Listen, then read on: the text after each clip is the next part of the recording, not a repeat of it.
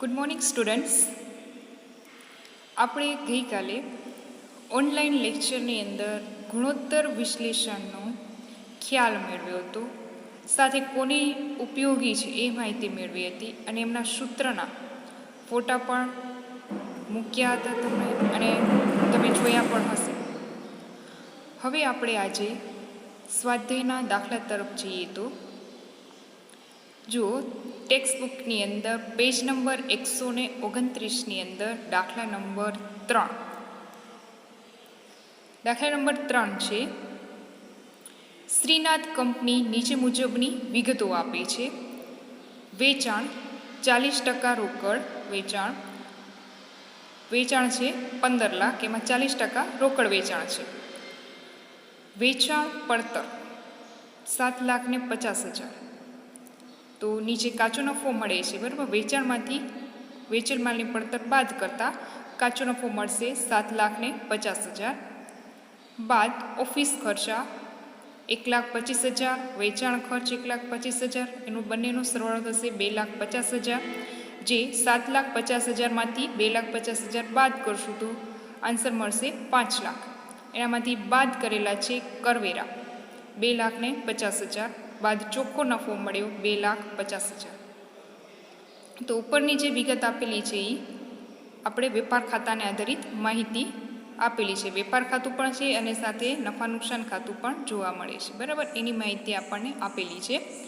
હવે નીચે જોઈએ તો પાકું સરવૈયું. પાકા સરવૈયાની અંદર જવાબદારીઓ અને મિલકતો. જવાબદારી બાજુ જોઈએ તો ઇક્વિટી શેરમૂડી 20 લાખ, 10%ની પ્રેફરન્સ શેરમૂડી 20 લાખ, અનામતો 11 લાખ, 10%ના ડિબેન્ચર 10 લાખ, લેણદારો 1 લાખ, બેંક ઓડી 1,50,000, દેવી હુંડી 45,000, ચૂકવવાના બાકી ખર્ચ 5,000. મિલકતો બાજુ જોઈએ તો કાયમી મિલકતો 55 લાખ, સ્ટોક 1,75,000, દેવાદારો 3,50,000, લેણી હુંડીઓ 50,000, રોકડ 2,50,000, રોકડ 2,25,000 અને અવાસ્તવિક મિલકતો છે 1 લાખ. બંનેનો સરવાળો થશે 64 લાખ. હવે ઉપરની વિગતો ઉપરાંત શરૂઆતનો સ્ટોક છે 3,25,000નો હતો. વર્ષના કામકાજના દિવસો 360 લક્ષમાં લઈ નીચેના ગુણોત્તર તૈયાર કરો અને કંપનીની સ્થિતિની ચર્ચા કરો, બરાબર. આપણને આટલી માહિતી આપેલી છે. હવે એના ઉપરથી આપણને જુઓ તો કાચા નફાનો ગુણોત્તર, સંચાલન ગુણોત્તર, પ્રવાહી ગુણોત્તર, લેણદારનું ચલન દર, ચોખ્ખી રોકાયેલી મૂડી પર વળતરનો ગુણોત્તર, સ્ટોક ગુણોત્તર, ચાલુ ગુણોત્તર, દેવાદારનું ચલન દર અને માલિકી ગુણોત્તર. ટોટલ 10 ગુણોત્તરો છે એ આપણને શોધવાના છે. તો વિદ્યાર્થી મિત્રો, હવે આપણે એક એક ગુણોત્તર જોતા જઈએ અને એની માહિતી સાથે લેતા જઈએ અને એની ગણતરી કરીએ. તો સૌથી પહેલાં આવશે કાચા નફાનો ગુણોત્તર. તો કાચા નફાના ગુણોત્તરનું સૂત્ર થશે કાચો નફોનો ગુણોત્તર બરાબર કાચો નફો છેદમાં વેચાણ ગુણ્યા 100. હવે આપણે જોવાનું કાચા નફાના ગુણોત્તરની અંદર કાચો નફો ભાગ્યા વેચાણ ગુણ્યા 100. તો કઈ કઈ માહિતી આપણી પાસે છે તો જોઈએ દાખલાની અંદર. તો આપણા પાસે જુઓ કાચો નફો છે 7,50,000 અને વેચાણ પણ આપેલું છે 15 લાખ, બરાબર. ઉપર જોશું તો વેચાણ છે જેમાં 40% રોકડ વેચાણ એવું લખેલું છે. તો વેચાણ છે 15 લાખ અને કાચો નફો છે આપણા પાસે 7,50,000. તો આપણે સૂત્રમાં કિંમત મૂકીએ તો 7,50,000 કાચો નફો છેદમાં વેચાણ 15 લાખ ગુણ્યા 100. તો આપણને મળશે કાચા નફાનો ગુણોત્તર 50%, કારણ કે આપણે અહીંયા ગુણા 100 કર્યા છે એટલે ટકાવારીમાં આપણને મળશે 50%. એના પછી આપણે જોઈએ તો બીજામાં આપણે કીધેલું છે કે સ્ટોક ગુણોત્તરની. તો સ્ટોક ગુણોત્તર માટે તો સ્ટોક ગુણોત્તરનું સૂત્ર થશે વેચેલ માલની પડતર છેદમાં સરેરાશ સ્ટોક. વેચેલ માલની પડતર છેદમાં સરેરાશ સ્ટોક. આપણા પાસે વેચેલ માલની પડતર જુઓ તો વેચેલ માલની પડતર આપેલી છે 7,50,000. જો વેચાણ છેદમાં વેચેલ માલની પડતર છે તો એ 7,50,000 આપેલી છે.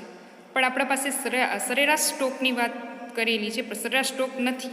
તો સરેરાશ સ્ટોકની અંદર જુઓ તો શરૂનો સ્ટોક પ્લસ આખર સ્ટોક છેદમાં 2. તો શરૂનો સ્ટોક જોઈએ તો શરૂનો સ્ટોક આપણને આપેલો છે, જો નીચેની વિગતો પરથી, બરાબર, નીચે ઉપરની વિગતો પરથી શરૂઆતનો સ્ટોક કીધેલો છે, પાકસ રવૈયાની નીચે આપેલું છે 3,25,000 અને આખર સ્ટોક છે એ પાકસ રવૈયામાં મિલકતો બાજુ આપેલો છે સ્ટોક 1,75,000. તો બંનેનો સરવાળો કરીએ 3,25,000 પ્લસ 1,75,000 છેદમાં 2 એટલે આવશે 2,50,000. હવે આપણે નીચે શોધી લીધું, ઉપર આપણે કિંમત મૂકીએ તો વેચેલ માલની પડતર 7,50,000 છેદમાં સરેરાશ સ્ટોક 2,50,000. તો આપણને જવાબ મળશે 3 વખત. બરાબર, અહીંયા કને સ્ટોક ગુણોત્તર વખતમાં મળે એટલે તમારે ટકાવારી વખત જેમ એ લખવું જરૂરી છે. હવે આપણે 2 ગુણોત્તરની વાત કરીએ. હવે જોઈએ ત્રીજો ગુણોત્તર કયો છે. તો ત્રીજો ગુણોત્તર છે સંચાલન ગુણોત્તર. સંચાલન ગુણોત્તરમાં એનું સૂત્ર થશે સંચાલન ગુણોત્તર બરાબર વેચેલ માલની પડતર પ્લસ સંચાલન ખર્ચા છેદમાં વેચાણ. તો આપણા પાસે વેચેલ માલની પડતર છે 7,50,000 જે આપણે ઉપર લખી હતી, વેચાણ પણ છે 15 લાખ, સંચાલન ખર્ચા આપણને શોધવા પડશે. હવે જો સંચાલન ખર્ચની અંદર 2 પ્રકારના ખર્ચ ધ્યાનમાં લેવાશે, વહીવટી ખર્ચ પ્લસ વેચાણ વિતરણ ખર્ચા પ્લસ ઘસારો જો આપ્યો હોય તો અહીંયા કને જુઓ તો આપણા પાસે વહીવટી ખર્ચ 1,25,000 છે અને વેચાણ વિતરણ ખર્ચ આપણે 1,25,000 છે, એટલે ટોટલ એનું સંચાલન ખર્ચ થશે 2,50,000.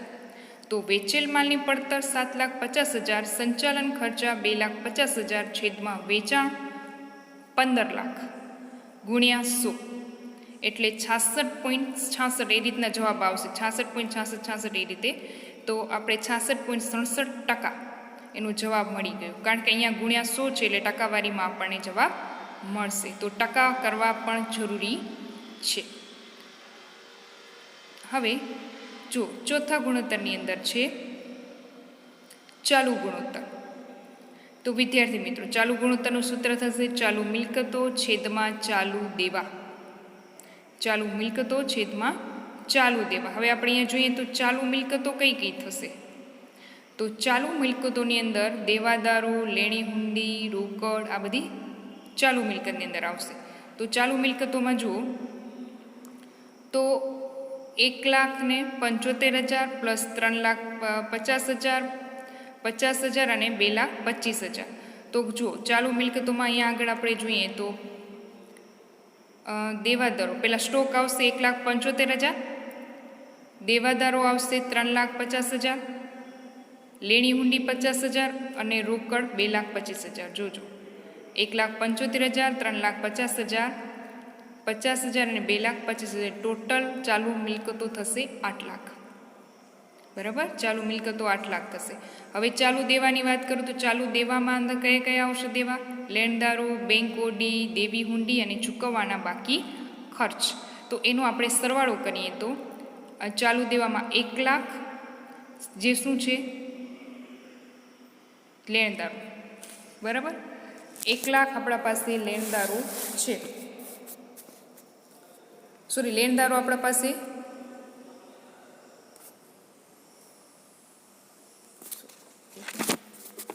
લેણદારો 1 લાખ, બેંક ઓવરડ્રાફ્ટ 1,50,000, દેવી હુંડી 45,000 અને 5,000 ચૂકવવાના બાકી ખર્ચા. એનો સરવાળો ટોટલ કરશું એટલે 3 લાખ. હવે આપણે 8 લાખ અને 3 લાખ છે એને કિંમત મૂકી દઈએ સૂત્રની અંદર. તો 8 લાખ પ્લસ 3 લાખ એટલે આવશે 2.67 જેમ 1. બરાબર, અહીંયા જેમમાં મૂકાશે. એના પછી નેક્સ્ટ જોઈએ આપણે તો પાંચમો ગુણોત્તર હતો પ્રવાહી ગુણોત્તર. પાંચમો ગુણોત્તર છે પ્રવાહી ગુણોત્તર. પ્રવાહી ગુણોત્તરનું સૂત્ર થશે પ્રવાહી મિલકતો છેદમાં પ્રવાહી દેવા. હવે આપણા પાસે જે ચાલુ મિલકત છે એનામાંથી સ્ટોક બાદ કરશું અને ચાલુ દેવામાંથી બેંક ઓવરડ્રાફ્ટ બાદ કરશું. તો પ્રવાહી મિલકતોમાં ચાલુ મિલકત છે 8 લાખ, એનામાંથી 1,75,000 સ્ટોક હતો એ બાદ કર્યો એટલે 6,25,000 મળશે. અને ચાલુ દેવા છે 3 લાખ, એનામાંથી 1,50,000 BOD બાદ એટલે કે બેંક ઓવરડ્રાફ્ટ બાદ કરશું. તો એનો પછી બંનેનો આધારિત જવાબ મળશે એટલે કે જો ઉપર 6,50,000 અને નીચે 1,50,000 એટલે જવાબ મળશે 4.17 જેમ 1. 4.17 જેમ 1. પછી છઠ્ઠો ગુણોત્તર છે દેવાદાર ગુણોત્તર. તો દેવાદાર ગુણોત્તરનું સૂત્રમાં દેવાદાર પ્લસ લેણી હુંડી છેદમાં ઉધાર વેચાણ ગુણ્યા વર્ષના કામકાજના દિવસો. હવે જો આપણા પાસે દેવાદાર પણ છે અને લેણી હુંડી પણ છે. દાખલામાં જોઈએ તો દેવાદાર આપણા પાસે છે 3,50,000 અને લેણી હુંડી પણ આપેલી છે 50,000. હવે ઉપર આપણને ઉધાર વેચાણની વાત કરેલી છે કે વેચાણ છે ટોટલ 15 લાખ. તો હવે અહીંયા કને 3,50,000 50,000 લેણી હુંડી લખી નાખીએ. ઉધાર વેચાણમાં 15 લાખ ઉધાર વેચાણ, એના આપણને 40% રોકડ વેચાણ કીધું છે. તો 60% શું હશે? ઉધાર વેચાણ હશે. 40% રોકડ વેચાણ હશે તો 60% ઉધાર વેચાણ હશે. તો 15 લાખના 60% કરશું ડાયરેક્ટ એટલે આપણને વેચાણ મળી જશે 9 લાખ. તો સૂત્રમાં કિંમત મૂકી દઈએ અને વર્ષના કામગીરીના જે દિવસો છે આપણને કીધું છે કે 360 લક્ષમાં લ્યો. તો 360 દિવસો ગુણાકારમાં લઈશું એટલે જવાબ મળશે 160 દિવસો. અહીંયા કને દિવસોની અંદર જવાબ આવશે, ખાસ ધ્યાનમાં લેજો અને લખવું જરૂરી છે. એના પછીનો ગુણોત્તર છે ગુણોત્તર 7 નંબરનો ગુણોત્તર લેણદાર ચલંદર. લેણદાર ચલંદરની અંદર લેણદાર ચલંદરનું સૂત્ર થશે લેણદાર પ્લસ દેવી હુંડી છેદમાં ઉધાર ખરીદી ગુણ્યા વર્ષના કામકાજના દિવસો. બરાબર? લેણદાર પ્લસ દેવી હુંડી છેદમાં ઉધાર ખરીદી વર્ષના કામકાજના દિવસો. તો અહીંયા લેણદાર પણ આપણને જો આપેલા છે. લેણદાર આપણને કેટલા આપેલા છે? જો 1 લાખ અને દેવી હુંડી 45,000 આપેલા છે અને છેદમાં શું છે? ઉધાર ખરીદી. હવે જોઈએ તો લેણદાર આપણે 1 લાખ લખી નાખીએ, દેવી હુંડી 45,000 લખી નાખીએ. વર્ષના કામગીરીના દિવસો 360 આપેલા છે. હવે બાકી રહી ખરીદી. તો ખરીદી છે ને એ આપણે વેપાર ખાતાની આધારિત મળી શકશે. તો શું કરવાનું? પહેલાં ખરીદીનું સૂત્ર લખવાનું કે ખરીદી બરાબર વેચાણ પ્લસ આખર સ્ટોક, એનામાંથી શરૂનો સ્ટોક બાદ કરી અને બાદ કરવાનો કાચો નફો. એટલે આપણે શું મળી જાય? ખરીદી. અથવા જો આ રીતે ખ્યાલ ન આવે ને તો વેપાર ખાતું એક એમ જ બનાવી લેવાનું, રફની અંદર બનાવી લેવાનું વેપાર ખાતું. તો વેપાર ખાતાની જમા બાજુની જે વિગત આવે ને વેચાણ પ્લસ આખો સ્ટોક વેપાર ખાતાની જમા બાજુ આવશે. હવે ઉધાર બાજુ કઈ કઈ વિગત આવશે? શરૂનો સ્ટોક અને કાચો નફો. હવે દાખલાની અંદર આપણને જુઓ, આગળ આપણે જોઈએ ને દાખલાની અંદર તો જુઓ તમને માહિતી આપેલી જ છે. વેચાણ આપેલું છે તો વેચેલ માલની પડતર હતી, કાચો નફો હતો અને શરૂનો સ્ટોકની વાત કરેલી હતી. આપણા પાસે એટલી બધી માહિતી તો હતી દાખલાની અંદર.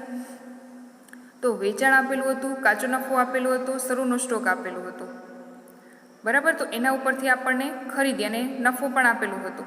તો જુઓ હવે આપણે શું કરવાનું? ખરીદી માટે વેચાણ પ્લસ આખો સ્ટોક બે સરવાળો કરવાનો. એનામાંથી શરૂનો સ્ટોક અને કાચો નફો બંને બાદ કરશું. ઉધાર બાજુની વિગત, જમા બાજુની વિગત, વેપાર ખાતાની જમા બાજુની વિગતમાંથી ઉધાર બાજુની વિગત બાદ કરશું. એટલે આપણે જે રકમ ખૂટશે ને એ શું હશે? ખરીદી હશે. અહીંયા આપણે સૂત્ર આધારિત લખેલું છે. જો સૂત્ર આધારિત ન કરવું હોય તો વેપાર ખાતું બનાવીને પણ જોઈ શકાય છે. તો આપણને મળી ગયા 6 લાખ, જે આપણે દાખલાની અંદર લેણદારના ચલંદરમાં મૂકી દઈશું. તો અહીંયા મૂકી દીધા આપણે એટલે મળશે 87 દિવસો. હવે આપણે જોઈએ 8મું ગુણોત્તર માલિકી ગુણોત્તર. હવે માલિકી ગુણોત્તરની અંદર 8મું ગુણોત્તર થશે માલિકી ગુણોત્તર. માલિકી ગુણોત્તરનું સૂત્ર તો માલિકી ગુણોત્તર બરાબર માલિકીના ભંડોળો છેદમાં કુલ ભંડોળો કે કુલ વાસ્તવિક મિલકત ગુણ્યા 100. હવે માલિકીને ભંડોળની અંદર શેરમૂડી પ્લસ અનામત માઇનસ અવાસ્તવિક મિલકત થશે અને કુલ ભંડોળોની અંદર કુલ મિલકત એમાંથી અવાસ્તવિક મિલકત આપણે બાદ કરશું. તો શું મળી જશે? માલિકીના ભંડોળ મળી જશે ને એ રીતે કુલ ભંડોળ પણ મળી જશે. તો જો માલિકીના ભંડોળ આપણા પાસે શેરમૂડી કેટલી હતી? 20 લાખ પ્લસ 10%ની પ્રેફરન્સ શેરમૂડી 20 લાખ પ્લસ અનામતો 11 લાખ. એમાંથી અવાસ્તવિક મિલકત છે 1 લાખ બાદ કરશો તો માલિકીના ભંડોળ મળી જશે. જો દાખલાની અંદર આપણને આપેલું જ છે શેર મૂડી 20 લાખ, 10%ની પ્રેફરન્સ શેર મૂડી 20 લાખ, અનામતો 11 લાખ આપેલું છે. એનામાંથી અવાસ્તવિક મિલકત થશે 1 લાખ. એ શું કરશું? બાદ કરશું તો આપણને શું મળી જશે? માલિકીનું ભંડોળ મળી જશે 50 લાખ. હવે કુલ વાસ્તવિક મિલકતની વાત કરીએ છીએ, એટલે કે કુલ મિલકત માઇનસ અવાસ્તવિક. હવે આપણે ખબર છે કે સરવાળો કુલ મિલકતનો આધારિત જુઓ પાકા સરવૈયાની અંદર સરવાળો છે કુલ મિલકતોનો 64 લાખ. એમાંથી એક અવાસ્તવિક મિલકત છે 1 લાખ બાદ કરશું એટલે 63 લાખ આપણને શું મળી જશે? કુલ વાસ્તવિક મિલકતો. હવે સૂત્રની અંદર મૂકી દઈએ 50 લાખ છેદમાં 63 લાખ ગુણ્યા 100 કરશું એટલે 79.36% આપણને એનો જવાબ મળશે. એના પછી જોશું કે 9મો ગુણોત્તર કયો છે. તો 9મો ગુણોત્તરમાં આવશે ચોખ્ખી રોકાયેલી મૂડી પર વળતર ગુણોત્તર. ચોખ્ખી રોકાયેલી મૂડી પર વળતર ગુણોત્તરની અંદર એનું સૂત્ર થશે ચોખ્ખો નફો ભાગ્યા શેરમૂડી પ્લસ અનામત પ્લસ લાંબા ગાળાના દેવા એટલે કે રોકાયેલી મૂડી ગુણ્યા 100. હવે આપણે જોવું પડશે કે રોકાયેલી મૂડી કેટલી થશે. રોકાયેલી મૂડીની અંદર શેરમૂડી આપણા પાસે 20 લાખ છે, પ્રેફરન્સ શેરમૂડી પર 20 લાખ હતી, અનામત હતી 11 લાખ અને પ્લસ લાંબા ગાળાના દેવાની વાત કરતો લાંબા ગાળાના આપણા પાસે ડિબેન્ચર એક હતા. જો તો ડિબેન્ચર હશે તો એ ડિબેન્ચર પણ આપણને મૂકવું પડશે. 10 લાખ ડિબેન્ચર મૂકી એમાંથી અવાસ્તવિક મિલકત શું કરશું? બાદ કરશું એટલે રોકાયેલી મૂડી મળશે. જો દાખલાની અંદર ઇક્વિટી શેર મૂડી 20 લાખ, પ્રેફરન્સ શેર મૂડી 20 લાખ, 11 લાખ અનામતો, 10%ના ડિબેન્ચર 10 લાખ, એમાંથી અવાસ્તવિક મિલકત 1 લાખ બાદ કરીએ તો આપણને એનો જવાબ મળી જશે 60 લાખ. બરાબર, 60 લાખ એનો જવાબ મળી ગયો. હવે આપણે વાત કરીએ ચોખ્ખો નફો. તો ચોખ્ખો નફો અહીંયા કને રોકાયેલી મૂડી ઉપર કાલે પણ મેં તમને વાત કરી હતી કે ચોખ્ખો નફો છે એ રોકાયેલી મૂડી ઉપર જો હોય દાખલો તો કેટલો ધ્યાનમાં લેવાશે? ચોખ્ખો નફો વ્યાજ અને કરવેરા પહેલાંનું ધ્યાનમાં લેવાશે. બરાબર, વ્યાજ અને કરવેરા પહેલાંનું ચોખ્ખો નફો ધ્યાનમાં લેવાશે. જોજો કાલે તમે સૂત્ર પર લખાવેલા હતા અને આજે આપણે જોઈએ દાખલાની અંદર તો ચોખ્ખો નફો કેટલો આપેલો છે જોઈએ. તો આપણને વ્યાજ અને કરવેરા પહેલાંનો ચોખ્ખો નફો છે 5 લાખ. તેના પછી જ કરવેરા એને બાદ કરેલા છે. બરાબર, તો હજુ જો 5 લાખમાં આપણે અહીંયા જોઈએ ને તો 5 લાખની અંદર ચોખ્ખો નફો જો નીચે આપણે મળેલું છે. ચોખ્ખો નફો કેટલો આપેલો છે? 2,50,000 પ્લસ કરવેરા 2,50,000 અને ડિબેન્ચર વ્યાજ. હવે ડિબેન્ચર વ્યાજની વાત કરું તો ડિબેન્ચર વ્યાજ આપણને આપેલું નથી જો, પણ ડિબેન્ચર 10%ના આપેલા છે તો એના ઉપરથી 1 લાખ શું ગણાશે? વ્યાજ ગણાશે. બરાબર, 1 લાખ શું ગણાશે? વ્યાજ. તો એ પણ એમાં શું કરવું પડશે? પ્લસ કરવું પડશે. એટલે ટોટલ મળશે આપણને 6 લાખ. 6 લાખ મળ્યા. એ 6 લાખ ચોખ્ખો નફો આપણે શું કરશું? સૂત્રની અંદર મૂકી દઈશું અને છેદમાં આપણે મૂકી દઈશું 60 લાખ અને ગુણ્યા આપણે શું કરશું? 100 કરશું. તો આ રીતે એનો જવાબ છે એ મળી જશે, કારણ કે વ્યાજ અને કરવેરા પહેલાંનું છે. એના પછી છેલ્લો જે ગુણોત્તર છે કે ઇક્વિટી શેર પર વળતરનો ગુણોત્તર. તો એનું સૂત્ર થશે ચોખ્ખો નફો માઇનસ પ્રેફરન્સ ડિવિડન્ડ છેદમાં ઇક્વિટી ભંડોળ. હવે અહીંયા જે ચોખ્ખો નફો છે ને એ વ્યાજ કર બાદનો ચોખ્ખો નફો હશે. તો વ્યાજ અને કર બાદનો ચોખ્ખો નફો જો જોઈએ તો દાખલાની અંદર વ્યાજ કર બાદનો ચોખ્ખો નફો જુઓ તો 2,50,000 છે. તો 2,50,000 મૂકી દઈએ. હવે આપણે જોવું પડશે પ્રેફરન્સ ડિવિડન્ડ કેટલું અને છેદમાં ઇક્વિટી ભંડોળ. તો આપણને શેરમૂડી તો ખબર જ છે કે 20 લાખ જ છે. હવે ઇક્વિટી ભંડોળ પ્રેફરન્સ ડિવિડન્ડ આપણે જોવાનું છે. તો પ્રેફરન્સ ડિવિડન્ડ જુઓ તો 20 લાખની પ્રેફરન્સ શેરમૂડી છે ને 10% ડિવિડન્ડ કરીએ આપણે, 10% આપેલું છે, 10%ની પ્રેફરન્સ શેરમૂડી તો એ આવશે 20 લાખ. તો આપણે 20 લાખની હતી એનામાંથી 10% કરો એટલે આવશે 2 લાખ. તો 2,50,000 માઇનસ 2 લાખ છેદમાં 20 લાખ એટલે ગુણ્યા 100 તો જવાબ મળશે 2.5%. બરાબર, તો આ રીતના આપણે આજે દાખલા નંબર 3 શ્રીનાથ કંપની લિમિટેડની માહિતી મેળવી. હવે આગળના નેક્સ્ટ લેક્ચરની અંદર બીજી માહિતી મેળવશું. Thank you.